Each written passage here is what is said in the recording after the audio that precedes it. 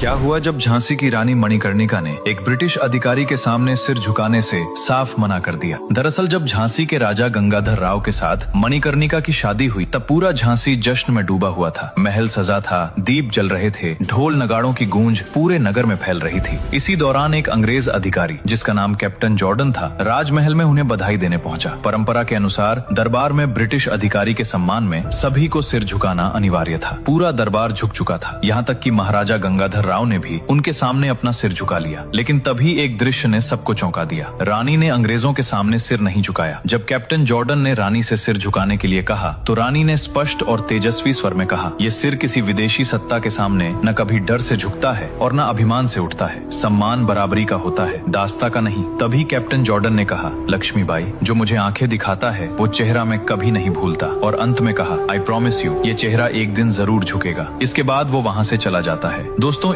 इतना कहकर British captain Jordan वहाँ से चला जाता है। उसके बाद अगली ही सुबह रानी लक्ष्मीबाई घोड़े पर सवार होकर अपने राज्य का निरीक्षण करने निकल पड़ी। वो ने बताया कि हम अनाज लेकर राज्य के गोदाम जा रहे थे, लेकिन तभी डाकू संग्राम सिंह ने हम पर हमला कर सारा अनाज लूट लिया और हमें यहाँ बांध कर चला गया। ये सुनते ही रानी की आंखों में क्रोध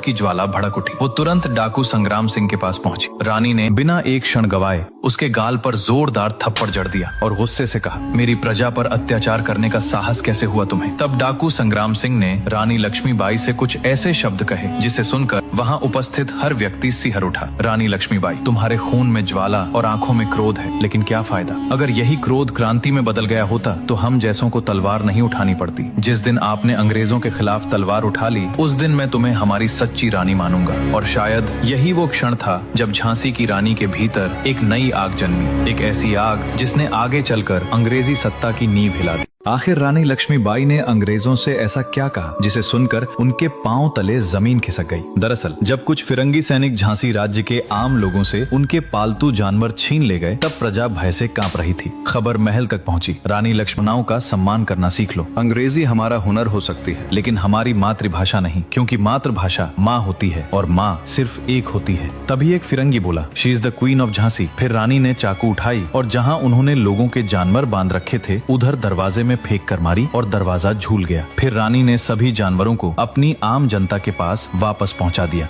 रानी लक्ष्मीबाई अपनी आम जनता के उनके पालतू जानवर फिरंगियों से वापस लेकर आए तो उन्हें देखकर पूरा गांव स्तब्ध रह गया, क्योंकि रानी पहली बार उनके बीच खड़ी थी और खुशी के मारे वो उनका स्वागत करना ही भूल गए। तभी रानी लक्ष्मीबाई ने ग्रामीणों से कहा, मुझे आप लोग गाय का दूध नहीं पिलाएंगे क्या? तभी एक महिला ने उनको गाय का दूध ला कर दिया, लेकिन रानी ने उस दूध ग्रहण नहीं किया, क्योंकि रानी का कहना था कि जब तक वो महिला अपने हाथों से दूध नहीं पिलाएगी तब तक वो उसे नहीं पिएंगी। फिर महिला ने उन्हें अपने हाथों से दूध पिलाया। सभी गाँव वालों ने रानी का खूब स्वागत सत्कार किया, लेकिन उस दिन जो हुआ उसने लोगों के दिल में रानी के लिए सम्मान को और भी गहरा कर दिया। सभी ने ढोल मंजीरा और नाच गाना से उनका खूब स्वागत किया।